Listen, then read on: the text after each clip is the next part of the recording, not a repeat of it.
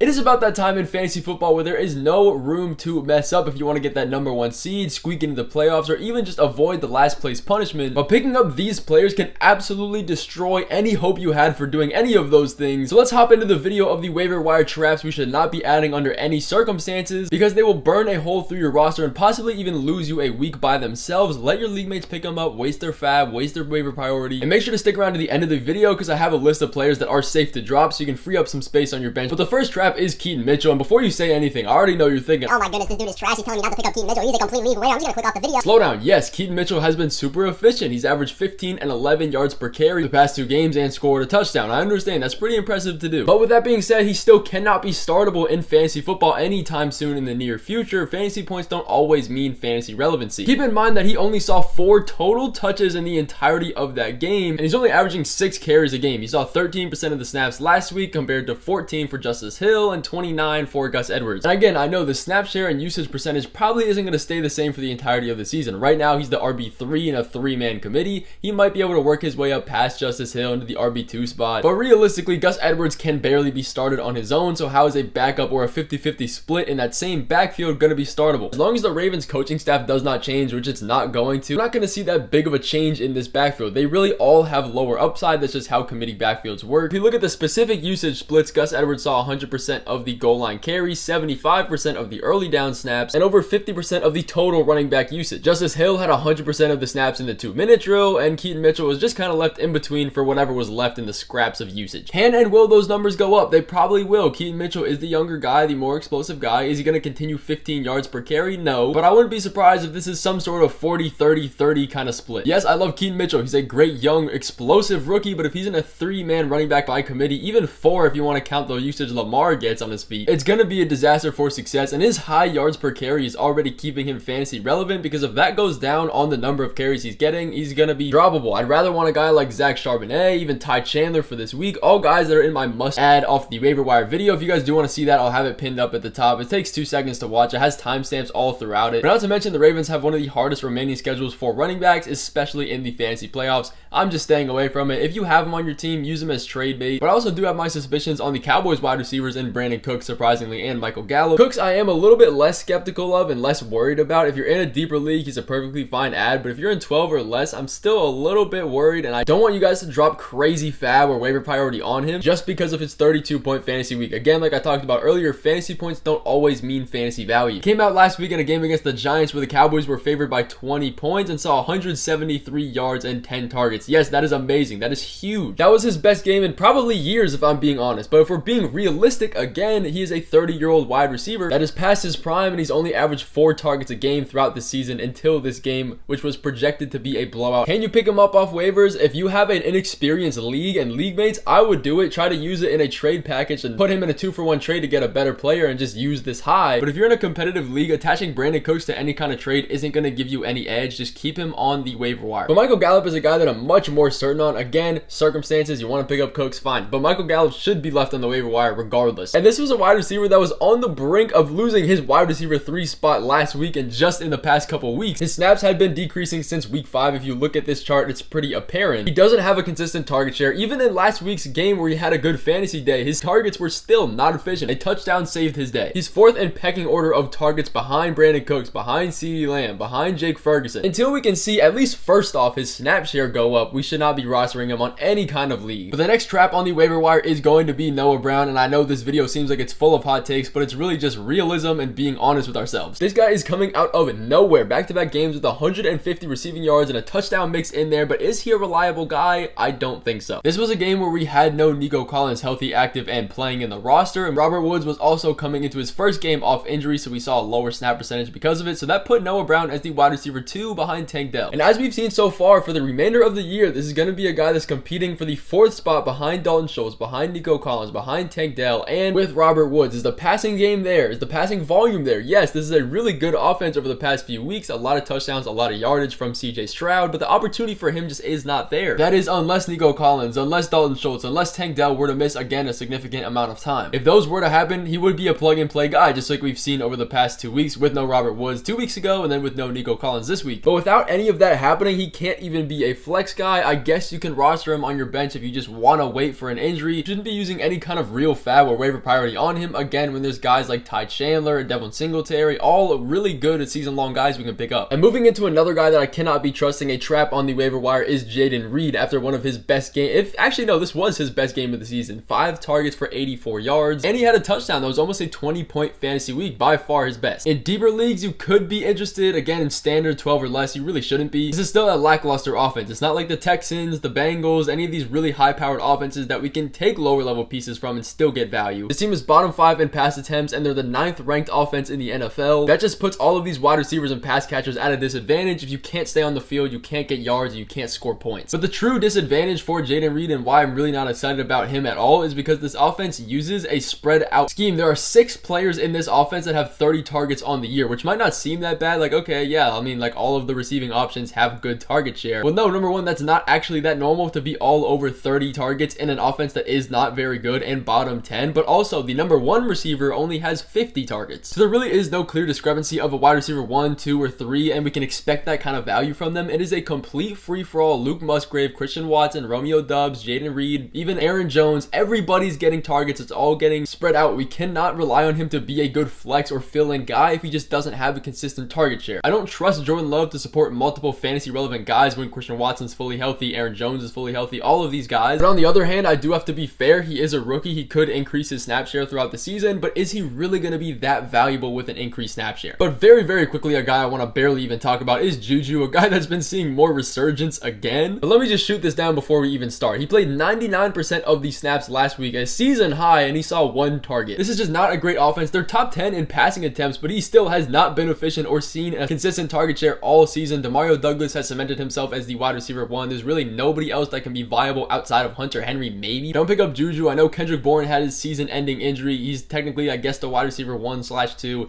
Don't waste your time. And speaking about wasting your time, if you are desperate for a quarterback, don't go through and get Jameis Winston. I know it's a funny ad, pick up, whatever. If you want to do it, sure, but he's really not going to have that much fantasy value to trust to start every week. He's going to have those big boom or bust games in fantasy. Yes, he's a worse real-life quarterback than he is in fantasy. Historically, he actually hasn't been too bad. But if you're in a league that's 12 or less people, again, there's better options on the waiver wire. You can just stream quarterbacks that have good matchups against really bad secondaries, and you'll be way better off. But as for the promised list of players we can just go through and drop, number 1 is Latavius Murray. I know we saw a little bit of an increase in value the other week, but that is really only because James Cook fumbled and then he got completely put in the doghouse for a quarter and he saw an increased snap share. Leonard Fournette is slated to come back and actually start playing in this offense in the next coming weeks. Damian Harris is going to come off IR. This is a already 3-man running back by committee. They just fired someone from the coaching staff as well. Maybe that'll give him a resurgence. I don't know. I don't think so. He can be dropped. Depending on your tight end situation, you can also go through and drop Tyler Higbee. This is a guy that was pretty interesting and exciting in the beginning of the season when there was no Cooper Kupp, but now that there is, and this is what we've seen year in and year out, when Cooper Kupp is healthy, he is completely thrown to the wayside, and now that we have Puka Nacua and even Kyron Williams ahead of him in target share, he's really not a guy that we need to be considering. Matthew Stafford's offense really can't support 3 or 4 wide receivers / pass catchers. And if you're still holding on to Darnell Mooney, you can stop and drop him on your waiver wire for guys that actually have real season-long value. His trend is going down, others are going up. Do not miss the train while you still can. Justin Fields actually being out of this offense has given him a higher target share, but this passing offense isn't good enough to support a 3rd or 4th option behind Cole Kmet, behind DJ Moore. And if you have McKinnon, you can consider dropping him as well. Before their bye week in their past 2 games, Isaiah Pacheco has led the backfield in routes run and just overall usage in the pass game. And unfortunately for Jerick McKinnon, that is exactly where he gets all of his usage. So if that's going down, there's really not too much value you can have. If you have Pacheco, you can keep him as a handcuff.